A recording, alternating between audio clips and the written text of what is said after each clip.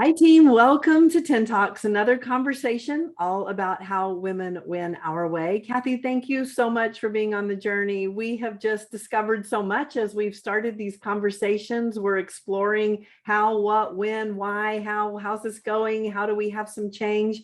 Team, we'd love to hear from you. So we really want to discover how women win our way. And you can go to our website, howwomenwin.com. Share your thoughts with us. We have some questions. So Kathy, you and I are going to really unpack what Erin had to say as she talked about the difference between men and women coaching, how we develop strong women. Tell us a little bit about Erin. Well, Erin's journey is an interesting one, and I credit her for being just honest and open with her own journey of self-discovery. So Erin's saying, hey, when I was looking at recruiting, I didn't even think about it, but I was going to go play for a guy.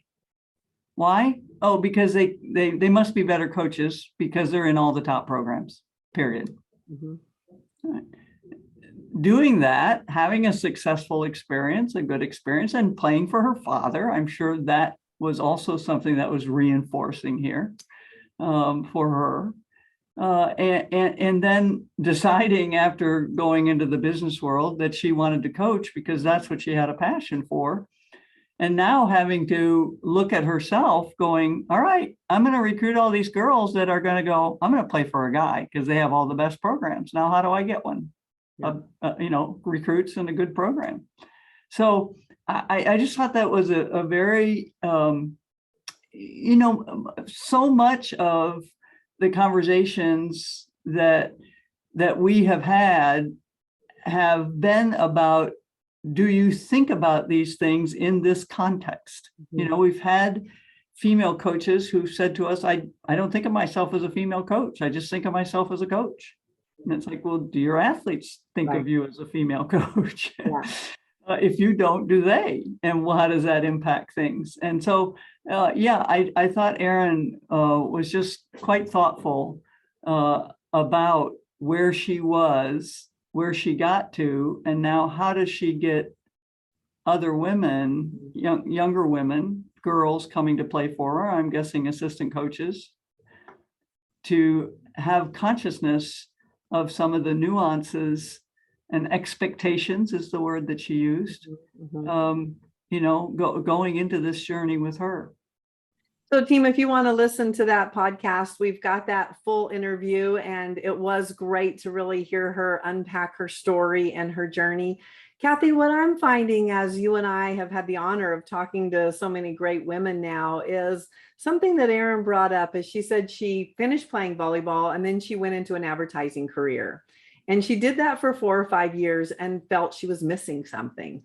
I think women do that. I think when we think about how women win our way, I can speak for myself in my career. I really need to feel satisfied. I need to feel like I'm making a difference. I need to feel a certain way. So you can wave a lot of money in front of me, and I have chased that before, and it feels empty and I get frustrated, and I'm not really my best self when I'm focused on the financial component of it.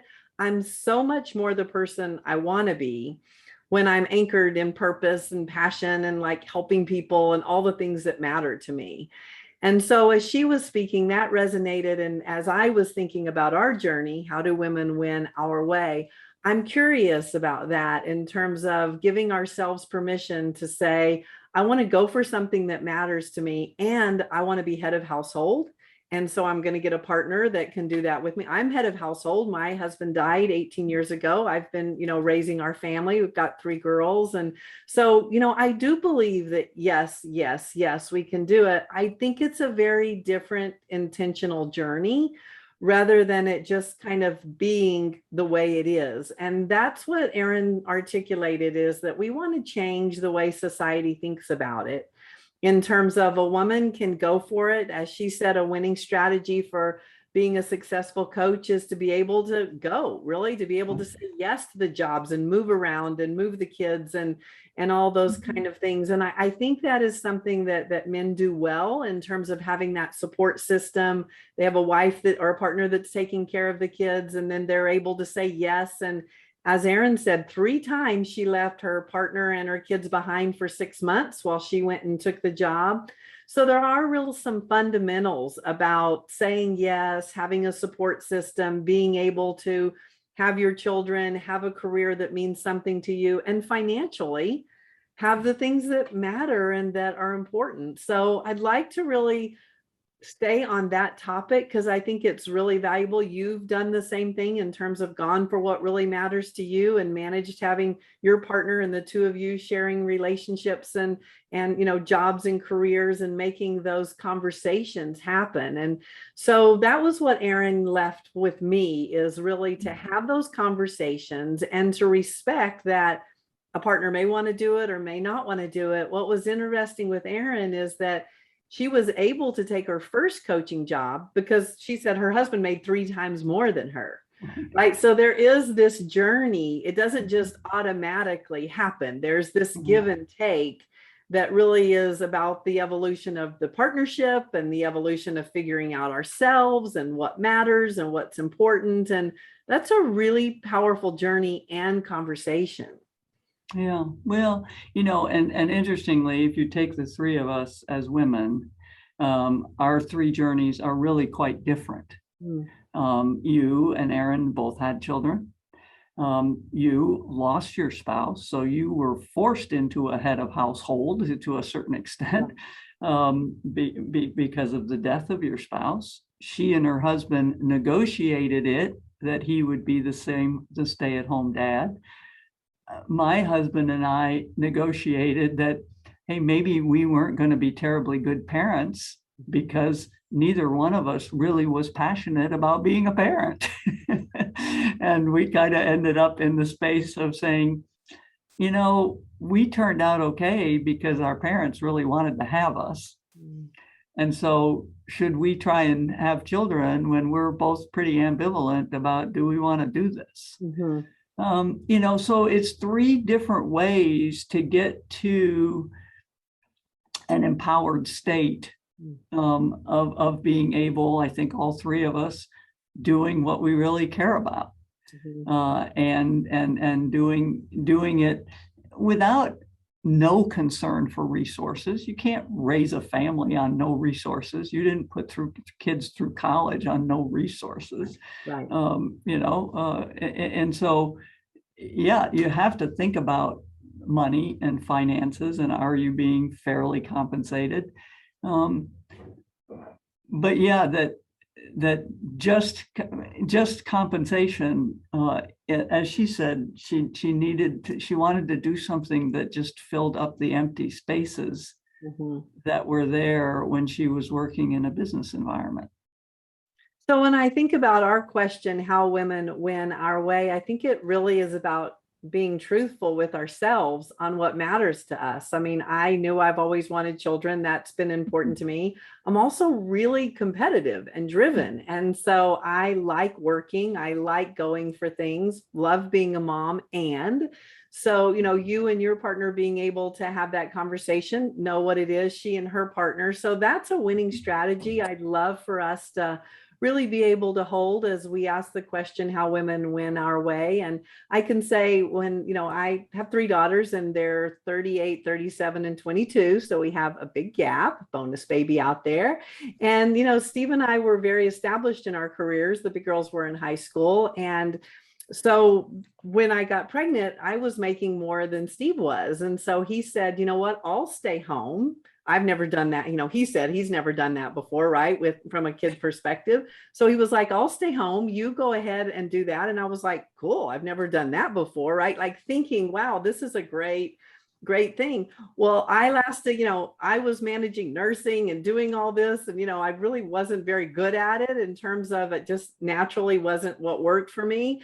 But we were trying it. We were committed to honoring each other. And Steve was cooking lunch and I was bringing milk home and doing that whole thing. And after about 2 weeks, he just said, to hell with this, man. I don't care how much you're making. Like, this doesn't work for me. Quit. We'll figure out a way. So that's when we started our own company, Patterson Sports Ventures. So I really even like the journey of thinking that we could do it. Like, it sounds right. It makes on paper, right? Like, I make more. Okay. It's just very logical. That did not work for us in any fashion because it didn't align with who Steve was as a man and what he wanted. And so that's what I love so much about our conversations, is that speak up for what you want and you can change your mind. Like, Steve and I pivoted and started a company that's been a gift to us, forever. So thank goodness we said this isn't working and we figured out something else.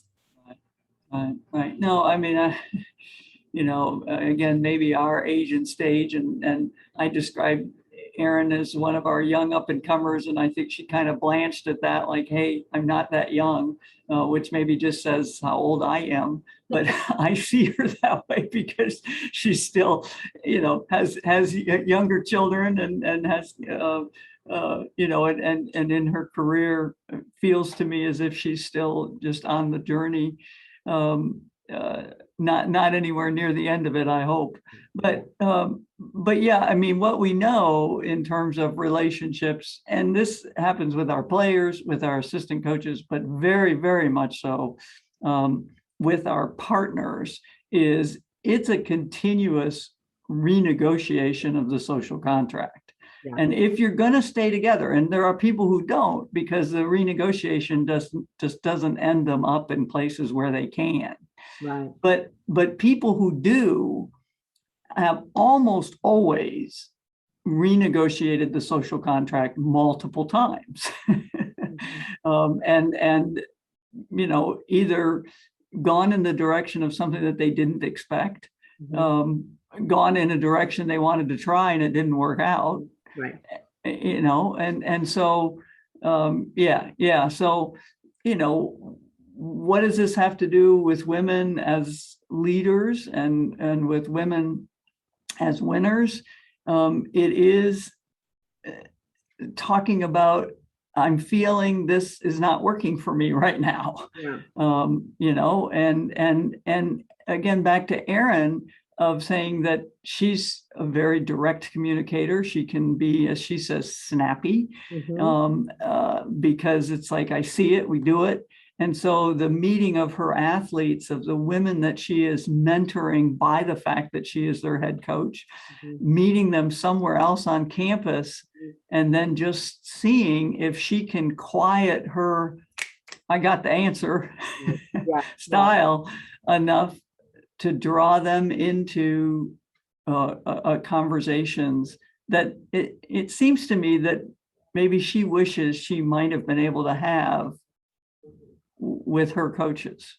Well, what's interesting about that, Kathy, is that's communication, and she's really committed to, and she says her why is all about empowering young women. So she wants to win on the volleyball court and off in life. She wants to empower these young women. And she's really demonstrating that model by being able to be snappy in the gym in terms of, her direct communication. And then off of the gym time, she goes to someplace on campus, and has life conversations, right? She's asking about politics. She's asking about what they believe in. They're asking kind of big questions, and she's not answering the question. She's posing it back to them. Well, what do you think? And I really appreciated what Erin said about high-performing athletes want to get it right. They're very much about, listening and then regurgitating back what we said so that it's right in the coach's mind. I love her saying, you don't have to get this part right. Like in the gym, I bet she wants them to get it right. Oh yeah. Exactly what she wants. In their life, she's giving them the space to really say, let's talk about who you are. Let's have some conversations about why do you feel the way that you're feeling? Because she had to figure that out on her own. She didn't know why she just wanted a male coach. That was just what showed up for her. So she's unpacking kind of all those questions that she asked herself for her players that are coming in. And that's a beautiful example of really managing, what did I learn? What do I wish I had, while we're still figuring it out ourselves? Yeah, I thought there was another interesting point that she made, and she used the words gendered expectations. And most of the time, we're not even aware of them. She wasn't aware of her own gendered expectations until she decided to become a coach, and now had to unpack on why were her gendered expectations such that she was going to go play for a guy. And what did that mean? And I think the other place for us to help women win our way is to become aware of gendered expectations. And gendered expectations aren't good, bad. I mean, there's no value judgment in them. They just are what they are. And so what we want to try and figure out is we have to be aware of them in order to deal with them. And there are times we need to make other people aware of them so that they can deal with them. So that together we can deal with them. But if we just pretend, I guess we're not pretending, we're blind. We are blind to that they are there. And then we can't figure out what's wrong or why it's not working. Once we bring them into the light and into the conversation, then we can unpack how we're reacting to each other in ways that now we can choose. Do we want to react that way? And, Erin said, these off-campus conversations are getting at some of those things. Now we go into the gym and you know me well enough to know I'm going to see it, do it, snap it, and everything else. And it's not personal. Right. Well, I really loved her statement. I've got to see it to be it. And I think that is where that change is that I need to see other women doing it. I need to see how women are being women, not just modeling the male version of it. And I also want to really encourage us from my own journey. The gift that I have been given is to not quit. Because I think so many times it's like that wrestling in my voice is, in my head is that I should be taking care of my children. I shouldn't have these extra things, or I shouldn't do this. And, I'm just really blessed that I kept doing it and kept getting encouraged to do it and kept getting permission, even though, I wish I didn't need that. I did need it. I did need to make sure. And that's why I think that partner conversation is really important, so that when it gets tough, we don't immediately think from a gender perspective, well, it's my job, I need to go take care of the children. Or, I don't want to articulate that really my career matters a lot to me. I want to be that supportive wife. I want to be that supportive partner. I agreed to all of this. There's just a lot happening. So I think the gift of not quitting, and if we are going to quit, or if we are going to change, really having the courage to examine the why. Because are we doing it because it's getting too tough? Are we doing it because we don't see somebody else doing it? Are we doing it because we're comparing ourselves to somebody else? I mean, these are some real primal, for me, it was, I didn't know exactly what was happening, but I didn't have enough mentors or other women or people doing kind of all the things I wanted to do, have family, have a career. I couldn't find that.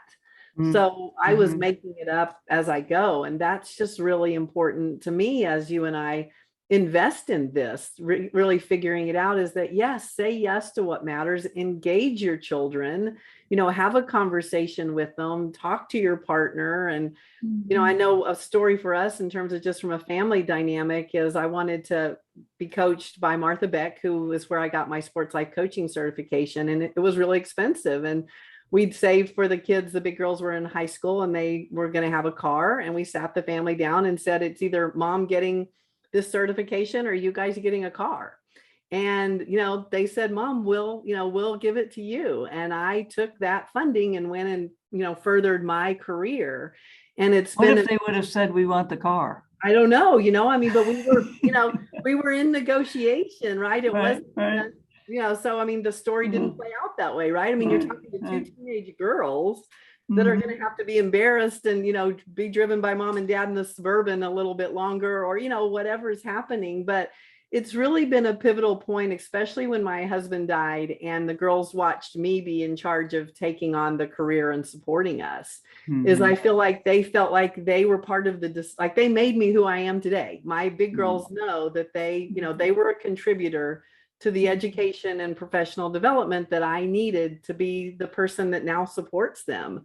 Mhm. So, I don't think there's ever a time to be too young. The children are too young or the family's too young to talk about, hey, I want this and I want you too. And so I think that's been a real gift to me on the journey, is just being vulnerable and being able to say, I can't do all of this, and we're going to have to be a team. We're going to have to figure out how to do it. Mhm. Mhm. Yeah, yeah. I don't really have anything to add to that. I just think that was well said and authentic and real. And yeah, it's so cliche-ish to say, well, it is a journey, or whatever. And you know also that there's times in all of our lives where we just have our head, hopefully we have our head down and we just keep going. Right. Exactly. Yeah. And somebody would say to us, hey, well, what are you thinking about your career? It's like, I can't talk right now. I Mhm. just need to do this, to be here in this space, taking care of this. Don't bug me. Don't bug me about being thoughtful about this. This is what has to happen right now. And yeah, I mean, sometimes it's in spaces where we're grieving. Sometimes it's in spaces where we've lost something, a job, or, sometimes it's when we're, and you would know this better than me, but empty nesters, when something has changed. Yeah. My husband and I went through it for a while and stuff when he decided he was going to retire. And Mm. I was not okay with it Yeah. for quite a Well, and while. I you was not deserve okay to with it. retire though. But I mean, that's the negotiation that you and your partner Yeah. did. That just because he's going to retire doesn't mean you're going to Oh, retire. no. And he never thought I was going to retire, but I was just, and again, it worked. It's worked just fine. And now I can laugh at myself because it's like, what? You got up every day and left the house to go to work. What's the difference if he's still in bed? But then at that time, it was like, you know, How women went our way. Sometimes we yeah. need it our way, right? Like it can be done our way for us to feel like. Right. Yeah. Yeah.